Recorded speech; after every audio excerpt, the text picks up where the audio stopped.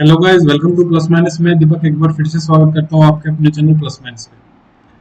तो आज की जो क्लास है वो बहुत छोटा सेशन रहने वाला है, करीब 10-15 मिनट की, मैक्सिमम 20 मिनट की होगी। और आज हम अपने ऑपरेटिंग सिस्टम को यहाँ पे खत्म कर देंगे। ठीक है, ऑपरेटिंग सिस्टम यहाँ पे हमारा खत्म हो जाएगा। ऑपरेटिंग सिस्टम के बाद हम स्टार्ट करेंगे डीबीएमएस। और अगर टॉपिक बच गया हो तो वो मुझे बता देना। इसमें हम छोटी मोटी चीज़ें जो छूट गई थी उस बारे में हम बात करेंगे, जैसे कि मेमोरी एलोकेशन, कॉन्टिग्यूनियस मेमोरी एलोकेशन या नॉन कॉन्टिग्यूनियस मेमोरी एलोकेशन का, और पेजिंग, सेगमेंटेशन वगैरह, थोड़ी छोटी छोटी जो डेफिनेशंस हैं उसके बारे में हम बात करेंगे। और नेक्स्ट क्लास से हम स्टार्ट कर देंगे हम डीबीएमएस अपना, जो कि वेडनेसडे से। और फिर उसके बाद हम अपना स्टार्ट कर देंगे हम अपना, जो फ्राइडे को हमारी क्लास होगी वो आप मेरे को एक बार उस चीज़ के बारे में बता दीजिए कि फ्राइडे को क्विज कौन से टॉपिक का रखें। नेटवर्किंग का लेयर वाइज हमने पिछली बार किया था, तो नेटवर्किंग का ही रखें या फिर कुछ और नया टॉपिक लेके आना है। इसी के साथ हम स्टार्ट करते हैं। और हाँ, एक इम्पोर्टेंट बात, 17 अक्टूबर से हम अपना प्रीमियम टेस्ट लेके आ रहे हैं, जो कि अवेलेबल होंगे प्लस माइनस edu.com हमारी वेबसाइट पे। और ये इसमें जो सब्सक्रिप्शन प्लान होंगे वो होंगे 3 मंथ, 6 मंथ्स, जो भी आपको सूट करे वो आप देख लेना। स्टार्टिंग में देखते हैं कितने टेस्ट डल पाएंगे, पर overall almost more than 100+ test हम इसमें लाने की कोशिश करेंगे। और बहुत बहुत ही अफोर्डेबल प्राइस पे है। अभी हम उसी पे वर्क कर रहे हैं, मैं और कार्तिक सर उसी पे वर्क कर रहे हैं। सो आपको जो भी प्लान सूट करे वो आप देख लेना। और हाँ, सैटरडे और जो हमारा सैटरडे या संडे का जो भी टेस्ट रहता था वो हमेशा फ्री रहेगा, एज प्रॉमिस टू यू, वो हमेशा हमारा फ्री रहेगा। ठीक है, तो स्टार्ट करते हैं आज की क्लास।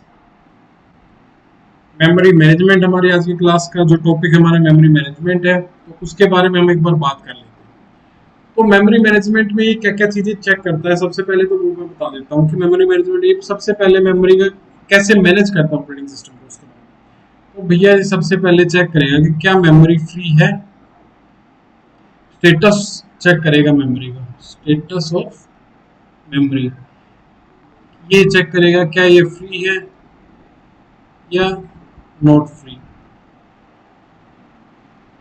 दोनों चीज चेक करेगा। ठीक है, और अगर ये फ्री नहीं है और किसी को मेमोरी एलोकेट कर रखी है, तो कितनी देर के लिए हमने मेमोरी एलोकेट कर रखी है। अगर ठीक है भैया, अगर मेमोरी जो है ये फ्री है तो ठीक है भैया, वो किसी प्रोसेस को मेमोरी दे देगा, हाँ आप यूज कर सकते हो। अगर फ्री नहीं है, अगर ये पहले ही किसी प्रोसेस ने एलोकेट कर रखी है, तो ये देखेगा कि कितनी देर के लिए मेमोरी यूज कर रहा है। Decide the policy to which job allocate the memory and for how long. ठीक है, अब allocate the memory to the job, ठीक है, उसने एक जॉब के लिए, प्रोसेस के लिए उसने मेमोरी को एलोकेट कर दिया। और स्टेटस जो है, जो पहले जो स्टेटस फ्री हमने सेलेक्ट कर रखा था, उसको अब वो कर देगा कि भैया जो मेमोरी है वो एलोकेटेड, उसका फ्री से एलोकेटेड, यानी कि वो मेमोरी अब एलोकेट हो चुकी है। ये मेमोरी पहले फ्री थी, ये जो फ्री थी पहले, ये मान लीजिए पहले फ्री थी, तो अगर फ्री थी तो ये एक प्रोसेस को इसने दे दिया। और जो स्टेटस था उसका, प्रोसेस उसने मेमोरी दे दी, और जो स्टेटस था उसके स्टेटस फ्री से चेंज करके एलोकेट कर दिया। ठीक है, और जब एक बार जो जो ये प्रोसेस जो इसने मेमोरी ली है, ये जो प्रोसेस है, ये जो हमारा प्रोसेस है, इसने जो मेमोरी ली है, इसका काम पूरा हो गया, फिनिश हो गया, तो ये क्या करेगा कि भैया, उसने बोला कि भैया मेरा काम हो गया फिनिश। अब ये मेमोरी को किसी और प्रोसेस के लिए रीएलोकेट करने के लिए, किसी और प्रोसेस को देने के लिए, तो ये क्या करेगा, ये वहां से काम उसने फ्री हो गया तो उसको मेमोरी को फ्री कर देगा, और ये किसी और प्रोसेस को यूज करने के लिए मेमोरी काम, मतलब मेमोरी कोई और प्रोसेस यूज करे तो उसको स्टेटस जो है उस चीज का उसको वो बोल देगा कि भैया ठीक है, हमारी तरफ से मेमोरी फ्री है, अब इस मेमोरी को किसी और प्रोसेस को आप दे सकते हो, ठीक है। तो वहां पे फिर वो दोबारा से स्टेटस, जो एलोकेटेड स्टेटस जो हमने किया था, वो दोबारा से वो उसको उस मेमोरी को फ्री में डाल देगा। तो ये एक तरीके से इसका मेमोरी मैनेजमेंट का एक स्ट्रक्चर है कि कैसे मेमोरी मैनेजमेंट ऑपरेटिंग सिस्टम कैसे मेमोरी को मैनेज करता है। होप सो कि आपको ये सारी चीजें समझ में आई होंगी। चलते हैं आप नेक्स्ट स्लाइड की तरफ। कंटिन्यूअस मेमोरी एलोकेशन,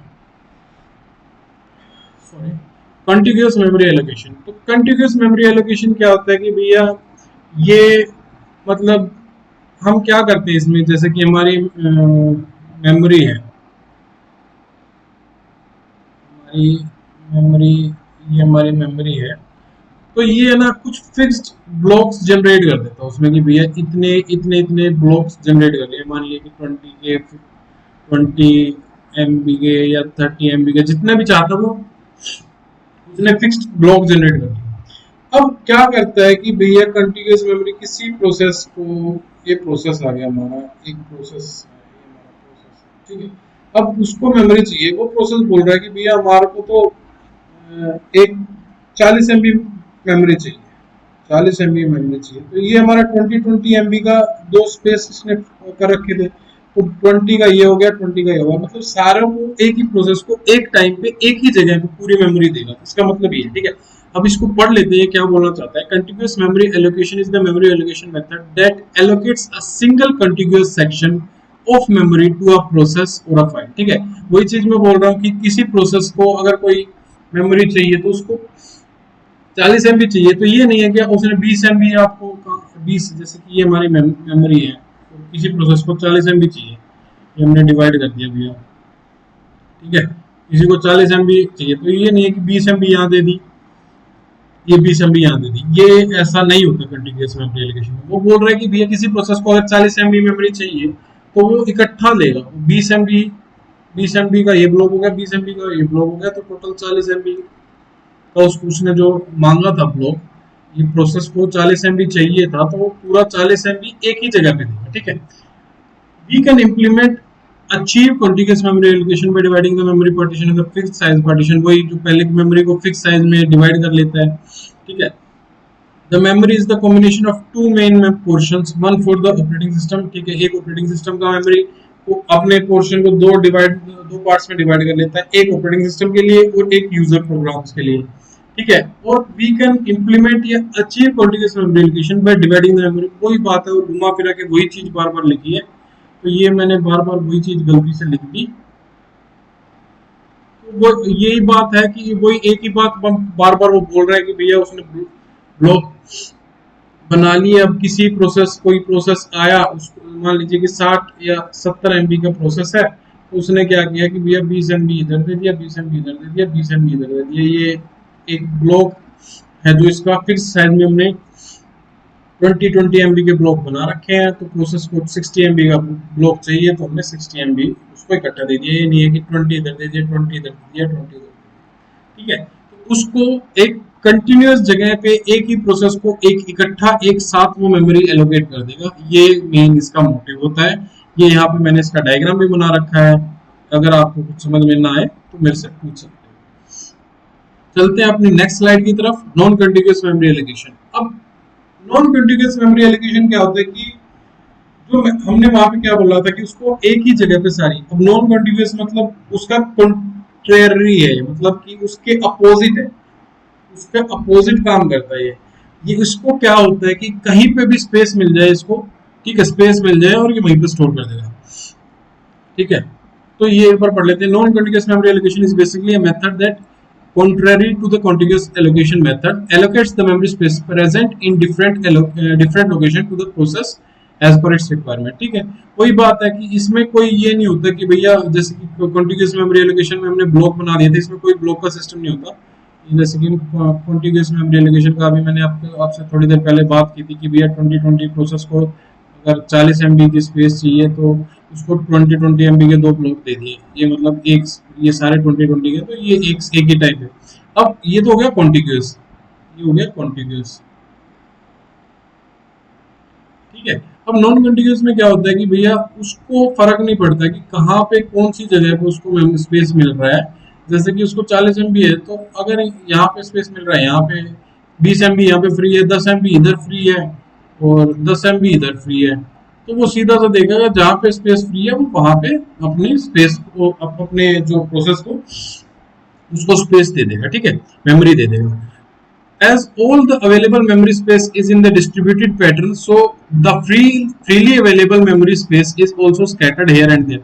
ठीक है, वो भी कि हर एक जगह पे जो जो मेमोरी जो हमने जो बांट रखी है, अलग अलग प्रोसेस एक एक टाइम पे अलग अलग प्रोसेस काम करते हैं, तो ये नहीं है कि भैया आपको हर एक प्रोसेस को इकट्ठी एक जगह पे स्पेस मिल जाएगी। तो वो यही बोल रहा है कि ना जो भी फ्री मेमोरी होगी वो भी स्कैटर्ड होगी, कहीं थोड़ा सा ऊपर होगा, जैसे कि यहाँ पे स्पेस अवेलेबल हमारी कुछ यहाँ पे स्पेस अवेलेबल है, स्पेस अवेलेबल है, कुछ स्पेस यहाँ पे अवेलेबल है, कुछ यहाँ पे अवेलेबल है। तो ये वो यही बोल रहा है कि भैया जहाँ पे स्पेस अवेलेबल होगा ना वहीं पे वो जो जो भी प्रोसेस स्पेस मांग रहा है वो मेमोरी उस प्रोसेस को दे देगा, ठीक है।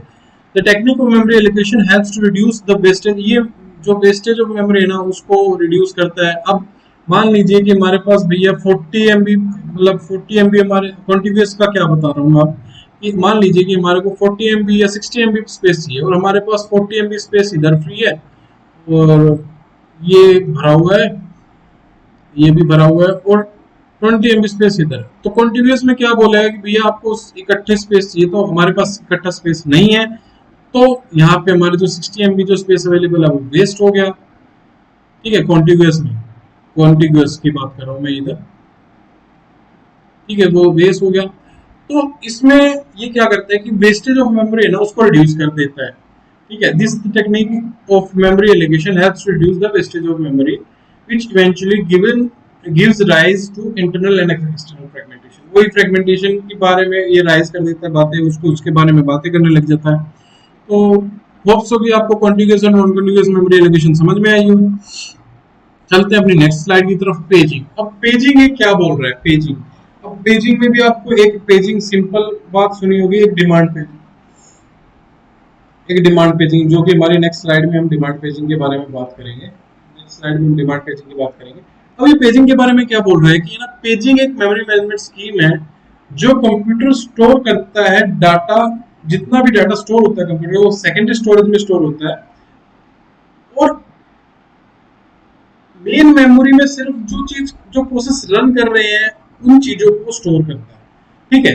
तो पेजिंग क्या करेगा, ऑपरेटिंग सिस्टम रिट्रीव करता है डाटा को, रिट्रीव मतलब जो मेन जो सेकेंडरी स्टोरेज से जो प्रोसेस काम कर रहे हैं उसी, जैसे कि हमारा मान लीजिए हम कुछ काम कर रहे हैं,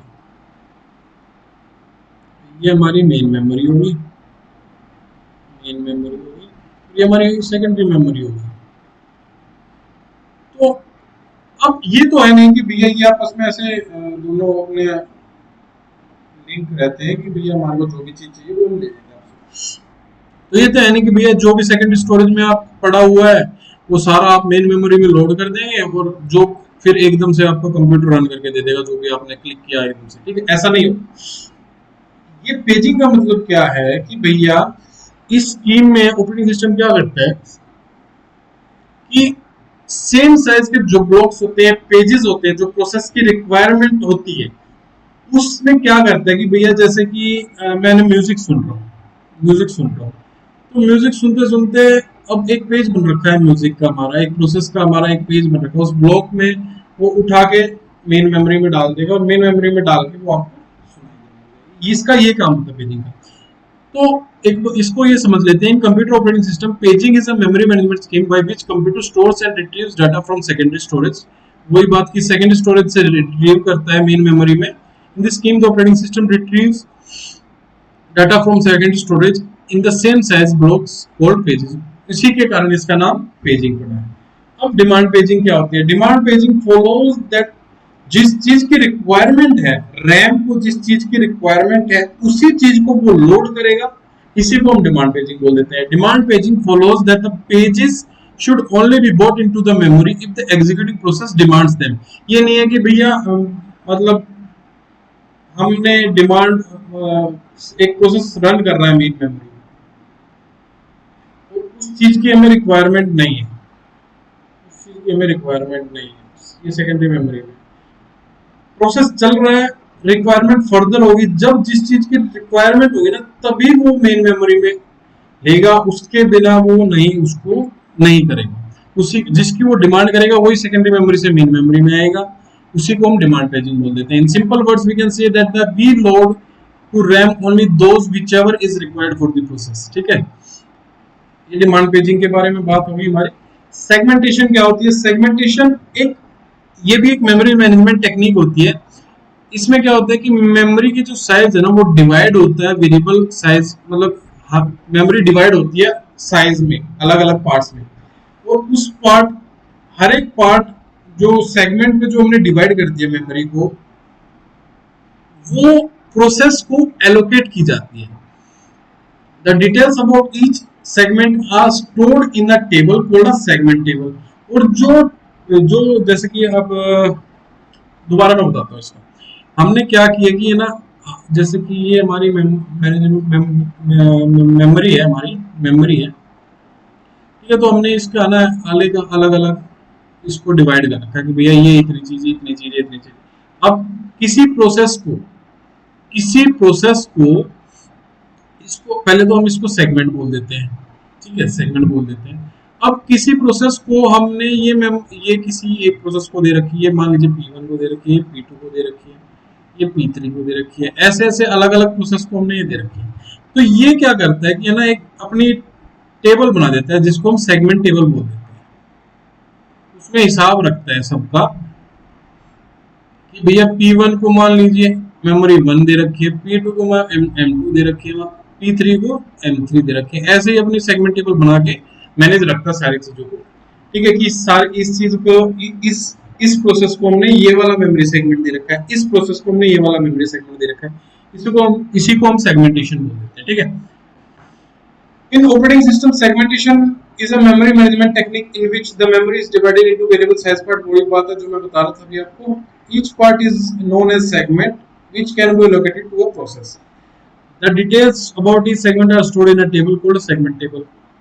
तो ये सारी बातें आपको समझ में आ गई होंगी होप सो। अब आज की जो लास्ट स्लाइड है, फोर क्विट और ज्वाइन जो है वो है इसके में। तो फोर्क क्या होता है कि ना, फोर्क का मतलब होता है कि भैया एक जो प्रोसेस है ना, उस प्रोसेस का कॉपी कर लेता है, same to same ditto copy कर लेता है, ठीक है। ये बेसिकली यूनिक्स में यूज होता है, मोस्टली यूनिक्स में यूज होता है, यूनिक्स लिनक्स में। तो प्रोसेस को कॉपी कर लेता है, सिंपल यूज, ठीक है। क्विट का मतलब होता है कि भैया वो क्विट से मतलब भी समझ रहे होंगे कि टर्मिनेट कर देता है प्रोसेस को। और ज्वाइंट का मतलब भी आप समझ रहे होंगे, नाम से ही पता चल रहा है हमारा ज्वाइंट का क्या है। दो प्रोसेस है, P1 हमारा, P2 हमारा, दो प्रोसेस है, दोनों को मर्ज कर देता है, तो इसमें लिख क्या रखा है, इन computer particularly in the context of Unix operating system and its work alikes। जैसे कि यूनिक्स हुआ, लिनक्स हुआ, ये सारी चीज इन सारों में ये fork यूज होता है। fork is an operation whereby a process creates a copy of itself, ठीक है। प्रोसेस अपने आप की कॉपी कर लेता है अपने आप, ठीक है। क्विट क्या करता है, टर्मिनेट्स कर देता है प्रोसेस को, ज्वाइन कर देता है, मर्ज कर देता है दो प्रोसेस को एक, ठीक है। तो ये हमारी बात होगी आज की क्लास के बारे में। 15-20 मिनट की एक क्लास थी मेरी तरफ से, 15 से 20 मिनट की एक क्लास थी मेरी तरफ से। जो ऑपरेटिंग सिस्टम है वो फिनिश हो गया आज आपका टॉपिक। अब वेडनेसडे से हम स्टार्ट करेंगे अपना डीबीएमएस का। डीबीएमएस हम वेडनेसडे से स्टार्ट करेंगे। तो डीबीएमएस अगर आपको समझ में आ रहा हो सारी चीजें, या कुछ भी समझ में ना आया हो इन चीजों में से, तो मेरे को पिंग कर देना, डीएम कर देना, ठीक है। तो फिर मिलेंगे अपने अगली क्लास में। तब तक के लिए ध्यान रखिए अपना, अपने परिवार का। Bye bye, take care, thank you.